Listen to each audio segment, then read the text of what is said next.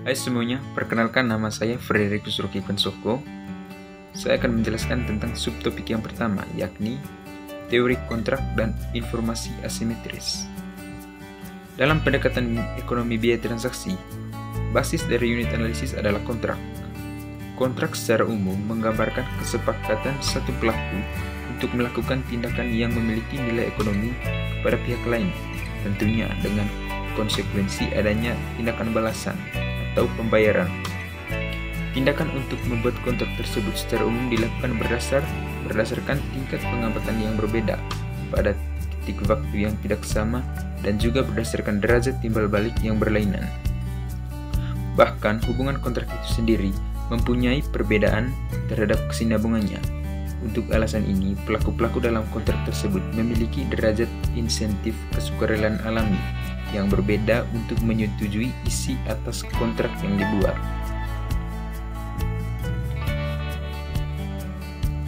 Konsep kontrak dalam New Institutional Economics menurut Richard sebetulnya adalah konsep mengenai hak kepemilikan atau property rights yang dalam banyak hal lebih luas dibandingkan konsep hukum tentang kontrak. Asumsi dasarnya masing-masing jenis dari pertukaran kepemilikan dapat dimodelkan sebagai transaksi yang mengatur kontrak tersebut. Dalam teori standar, yakni neoklasik, kontrak biasanya diasumsikan dalam kondisi lengkap yang dapat dibuat dan ditegaskan tanpa biaya.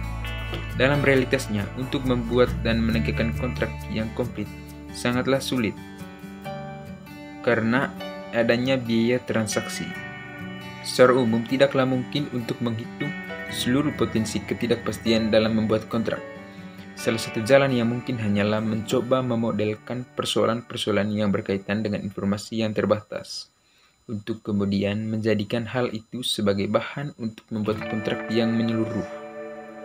Mungkin saja suatu kontrak dibuat dengan syarat hanya mencakup hal-hal yang bisa diamati oleh masing-masing pelaku, sehingga jika terjadi sesuatu, bisa diselesaikan oleh pihak ketiga, yakni seperti pengadilan. Dalam kenyataannya, kontrak selalu tidak lengkap karena dua alasan. Yang pertama, adanya ketidakpastian menyebabkan terbukanya peluang yang cukup besar bagi munculnya biaya untuk mengetahui dan mengidentifikasi dalam rangka merespons seluruh kemungkinan ketidakpastian tersebut.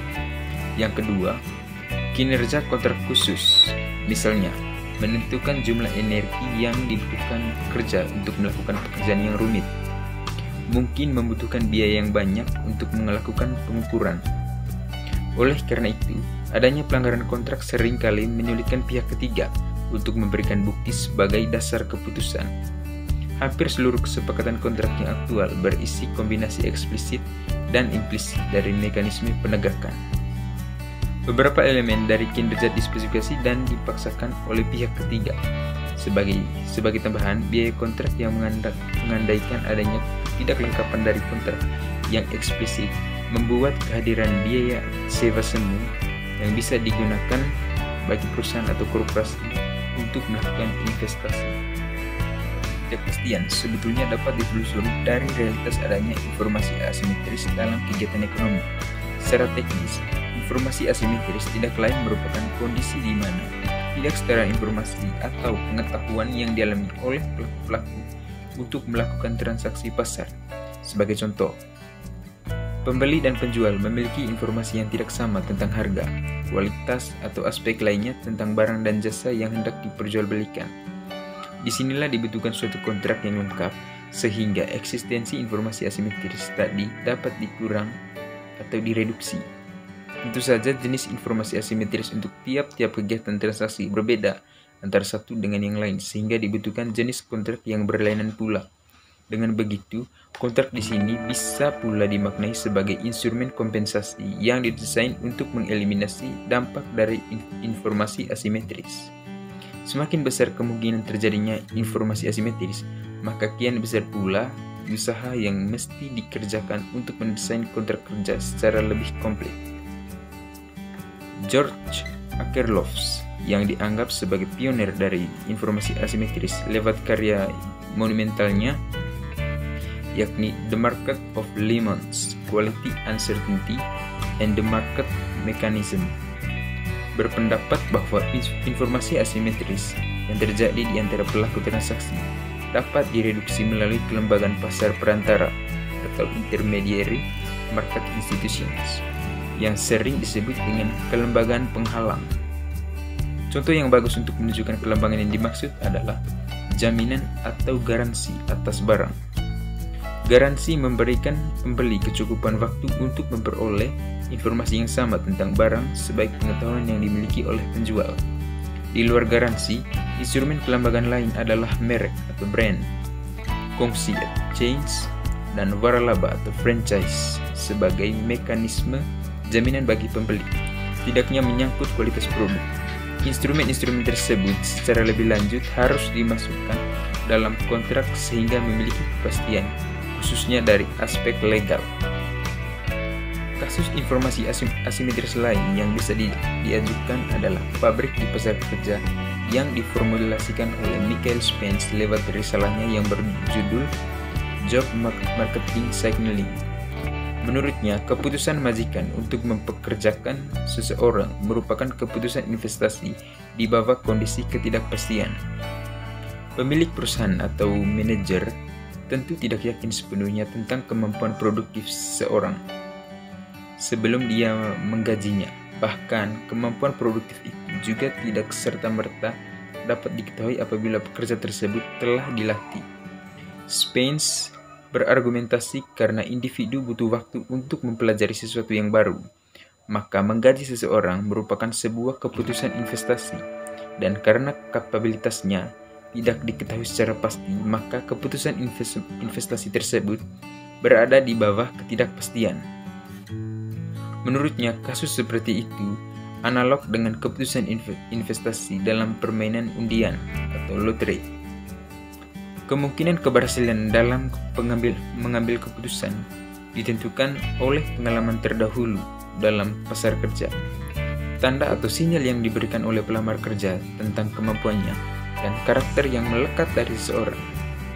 Jika ciri individu yang melekat tidak mungkin ditutupi, seperti ras dan jenis kelamin, maka sinyal merupakan karakteristik individu yang dapat dimanipulasi. Contoh dari sinyal tersebut misalnya adalah pendidikan. Disinilah perlunya melakukan optimasi biaya penandaan, khususnya untuk kepentingan penentuan upah. Biaya penandaan merupakan total biaya dari perubahan sinyal, termasuk ongkos uang, waktu, dan fisik. Bagi Spence, seharusnya biaya pendanaan tersebut berkorelasi negatif dengan kapabilitas produktif seseorang. Kembali kepada soal kontrak. Dalam kegiatan ekonomi modern, tipe kontrak setidaknya dipilah dalam 3 jenis, yakni teori kontrak agen, teori kesepakatan otomatis, dan teori kontrak relasional. Yang pertama, dalam teori agensi diandaikan setidaknya terdapat 2 pelaku yang berhubungan, yakni prinsipal dan agen. Prinsipal adalah pihak yang mempekerjakan agen untuk melaksanakan pekerjaan atau layanan yang diinginkan oleh prinsipal. Di luar itu, prinsipal juga memfasilitasi bagi keberhasilan sebuah aktivitas yang telah didelegasikan kepada pihak agen, misalnya otoritas untuk mengambil keputusan. Dalam posisi ini, informasi diandaikan asimetris karena yang pertama, tindakan agen tidak dapat diamati secara langsung oleh prinsipal. Yang kedua, pihak agen membuat beberapa pengamatan yang tidak dikerjakan oleh prinsipal. Misalnya, agen tahu persis berapa output yang dihasilkan, tetapi prinsipal tidak mengetahuinya. Pada kasus ini, sangat mahal bagi prinsipal untuk mengawasi tindakan agen secara langsung atau mendapatkan pengetahuan lengkap dari informasi yang diperoleh agen.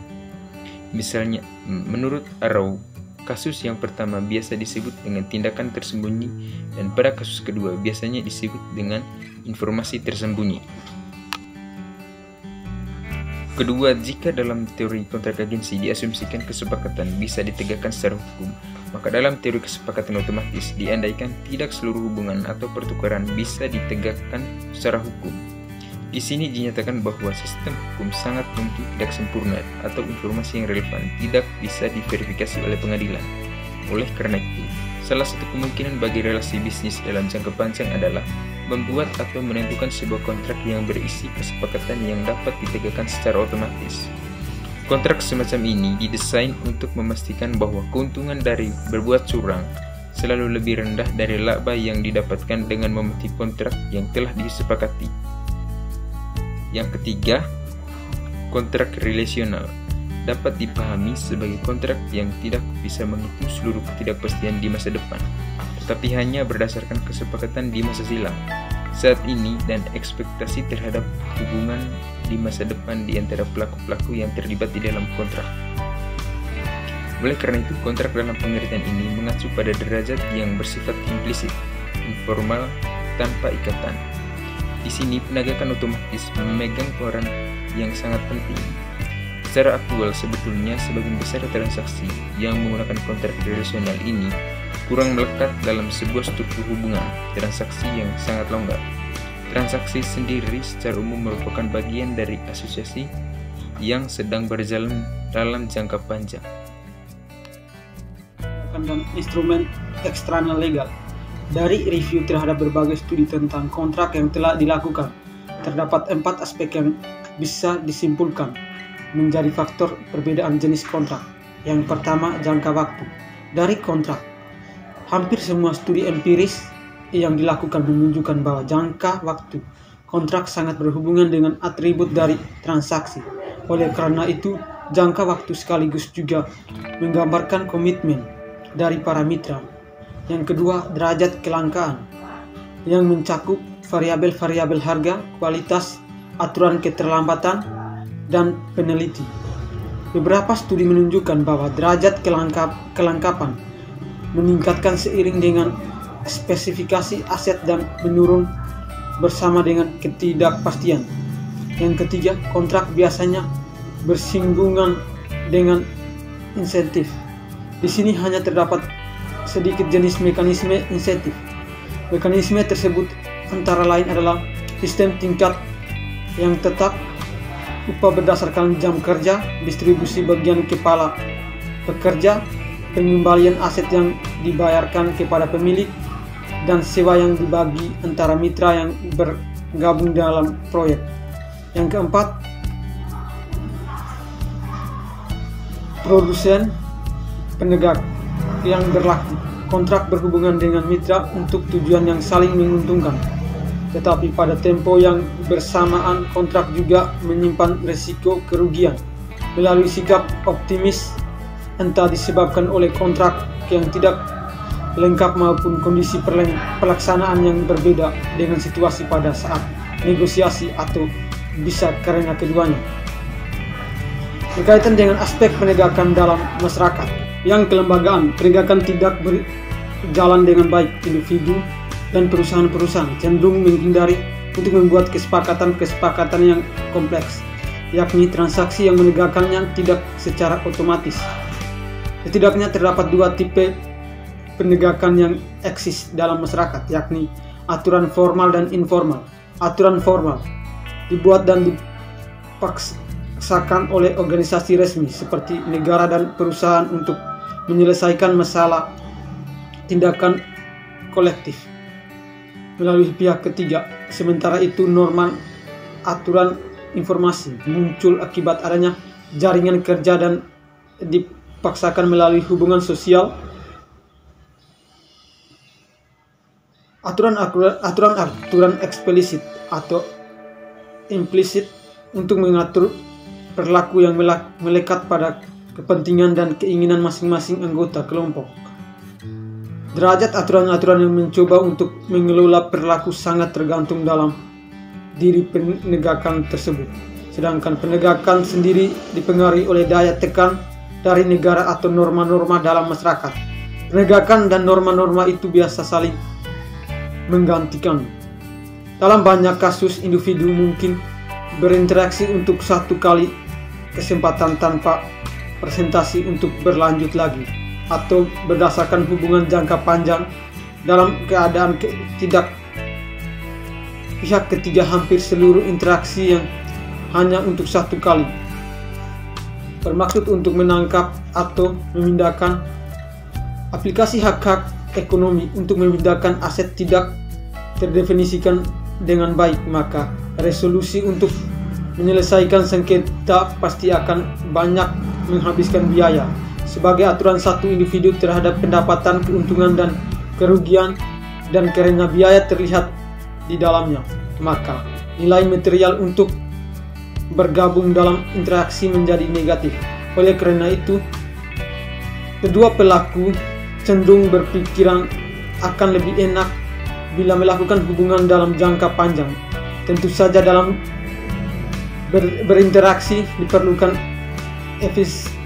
investasi dalam bentuk reputasi dan mengeluarkan biaya untuk mengawal hubungan tersebut. Sungguh pun begitu, interaksi jangka panjang langsung tidaklah menjadi untuk mengombinasikan semua proyek-proyek yang dinilai. Dalam kasus seperti ini, para pelaku mendapatkan keuntungan dari bantuan pihak ketiga dalam hal memperkuat kesepakatan yang sudah dilakukan. Pihak ketiga memfungsikan prinsip-prinsip tersebut ketika nilai proyek menjadi negatif kepada pihak yang satu atau yang lain selama usia perjanjian tersebut diadakan. Pernyataan ini juga berlaku untuk ABAT atau Badan Penanggungan Jawab Pelaksanaan Penegakan dan Perlindungan dari seluruh hak kepemilikan formal. Pola kepentingan dari tipologi pembagian dengan perilaku lainnya adalah bermufakat dalam persoalan penegakan. Kontrak menghubungkan antara satu pelaku dengan mitra lainnya karena adanya asas saling menguntungkan, tetapi pada saat yang sama kontrak juga beresiko memulai praktik optimisme. Hasilnya terdapat godaan bagi satu atau lebih pelaku untuk bersikap menyimpang. Hal ini membuat tugas untuk mengatur hak-hak menjadi isu utama. Dengan memproduksi penegakan menjadi kunci untuk menentukan berhasil atau tidaknya sebuah kesepakatan. Isu yang utama adalah mencari kesepakatan yang optimal, yakni kontrak didesain sebagai rupa sehingga perlu memiliki insentif yang memadai untuk mengetahui atas kontrak yang sudah dimufakati. Seperti yang telah kemukakan, hal ini membawa kepada pengertian batas penataan publik. Penataan publik bisa didefinisikan melampaui antara main untuk wilayah penataan privat. Penataan publik juga mengimplementasikan seperangkat mekanisme yang secara eksplisit didesain untuk menegakkan kontrak dan menopang transaksi. Sebagai hasilnya, diharapkan penetapan publik tersebut bertemu dengan penataan sektor swasta.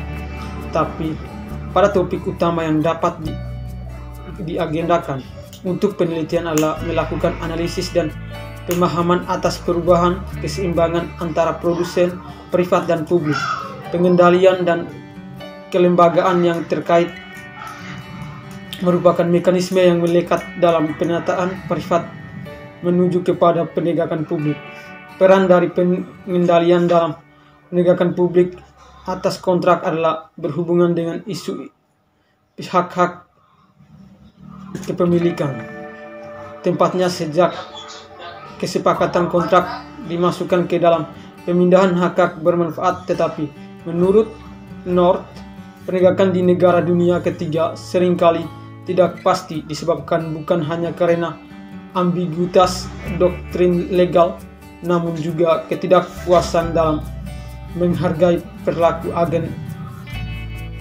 Dalam realitasnya, tentu mekanisme penegakan tersebut tidak selalu mudah dilakukan, bahkan kerap kali sangat rumit, lebih-lebih dalam kasus di mana rasionalitas terkait terbatas eksis sehingga ketidaklengkapan kelembagaan terjadi. Maka problemnya bukan sekedar mendesain sebuah aturan perilaku kelembagaan, tetapi juga bagaimana aturan-aturan itu ditangkap. Misalnya dalam kasus aturan main yang tidak komplit, suatu penegakan legal sangat terbatas penggunaannya. Dalam kasus semacam ini dibutuhkan suatu instrumen tambahan semacam jaminan ekstralegal. seperti penyederhanaan strategi, reputasi, dan lain sebagainya. Dengan kata lain, beberapa jaminan privat untuk menghadapi perilaku penyimpangan diperlukan untuk membangun suatu hubungan yang taat asas. Oleh karena itu, setiap desainer kelembagaan harus memperhatikan situasi aturan main yang tidak lengkap agar perilaku-perilaku penyimpangan tersebut bisa dicegah. Secara umum, desainer kelembagaan yang rasional akan merencanakan suatu strategi atau perilaku non kerjasama sebagaimana dari partisipasi pada saat proses tawar-menawar. Singkat, desainer harus menyusun kesepakatan jaminan sebelum kontrak dilakukan untuk menghadapi perilaku optimistik setelah kontrak disepakati. Tentu saja dalam kasus semacam ini akan muncul biaya transaksi yang memungkinkan cukup besar. Dengan begitu, biaya semacam ini sebetulnya merupakan problem ekonomi yang bisa saja, khususnya dalam suatu lingkungan di mana otoritas hukum formal tidak bekerja dengan baik. Kegiatan-kegiatan ekonomi bisnis sehari-hari selalu diselimuti dengan berbagai peristiwa seperti itu, sehingga keperluan melakukan antisipasi terhadap persoalan ini menjadi keniscayaan.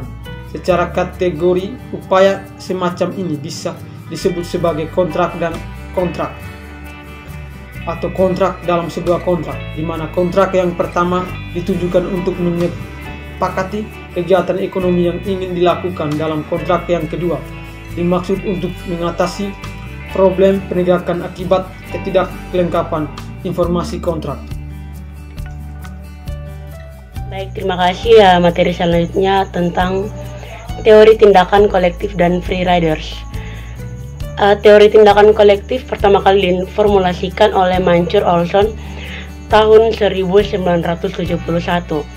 Teori ini sangat berguna untuk mengatasi masalah penunggang bebas atau free rider dan mendesain jalan keluar bersama bagi pengelolaan sumber daya bersama atau penyediaan barang-barang publik. Free rider sendiri adalah mereka yang tidak memperoleh beban ataupun biaya dari tindakan kolektif tetapi masih menerima benefitnya. Menurut Olson, terdapat 3 determinan penting bagi keberhasilan tindakan bersama, yaitu ukuran, homogenitas, dan tujuan kelompok yang dijabarkan sebagai berikut.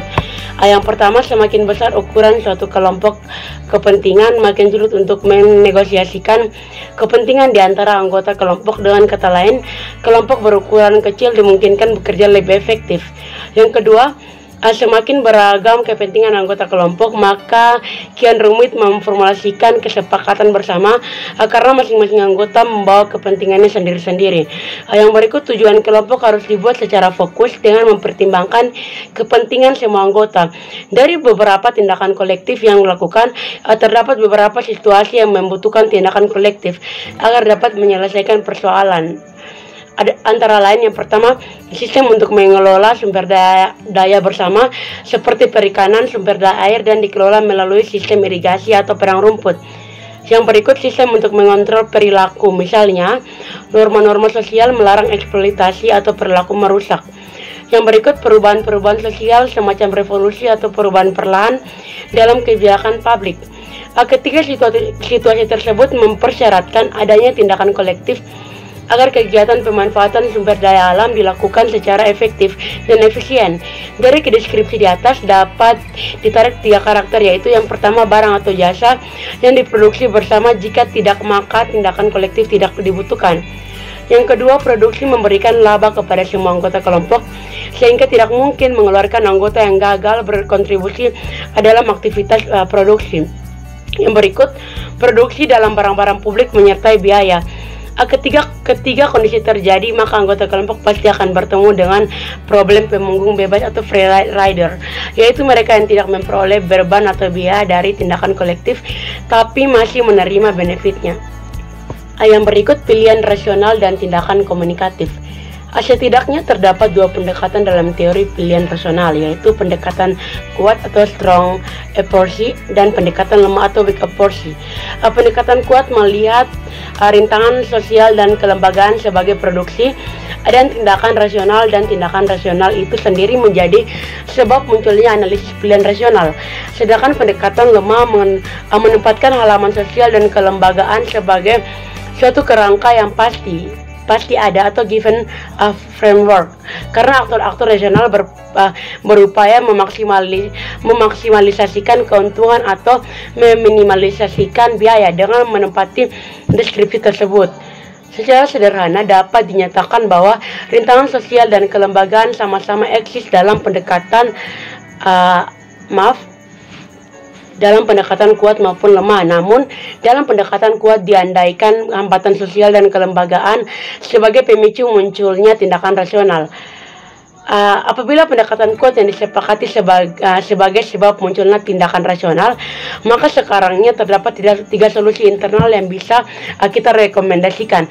Pertama, perlunya sosial internal yang kuat, yaitu dengan asumsi tidak ada perubahan dan keyakinan dan kemungkinan individu terlalu percaya overestimate terhadap pentingnya partisipasi mereka dalam tindakan kolektif, seperti ekspektasi bahwa tindakan mereka pasti akan berdampak positif atau keuntungan, dan sensitivitas, kepuasan dan kesempatan untuk bertemu dengan orang-orang membuat kegunaan partisipasi berdampak positif terhadap pencapaian tindakan atau outcome of the action.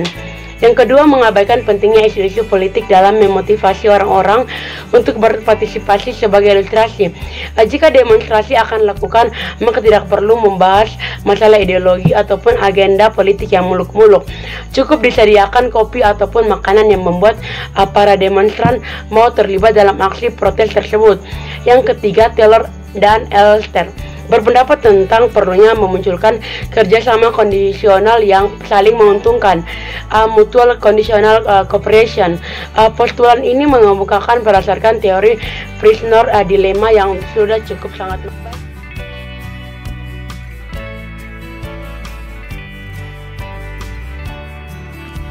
Kontrak secara umum menggambarkan kesepakatan satu pelaku untuk melakukan tindakan yang memiliki nilai ekonomi kepada pihak lain, tentunya dengan konsekuensi adanya tindakan balasan atau pembayaran. Dalam kenyataannya, kontrak selalu tidak lengkap karena dua alasan, yakni ketidakpastian dan kinerja kontrak khusus.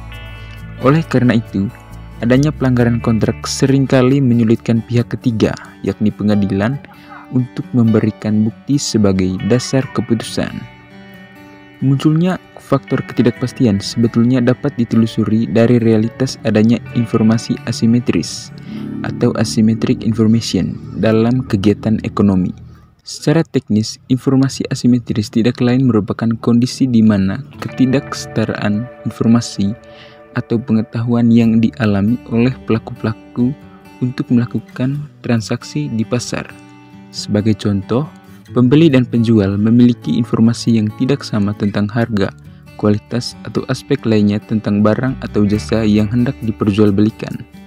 Disinilah dibutuhkan suatu kontrak yang lengkap sehingga eksistensi informasi asimetris dapat dikurangi atau direduksi. Informasi asimetris yang terjadi antara pelaku transaksi dapat direduksi melalui kelembagaan pasar perantara yang sering disebut dengan kelembagaan penghalang.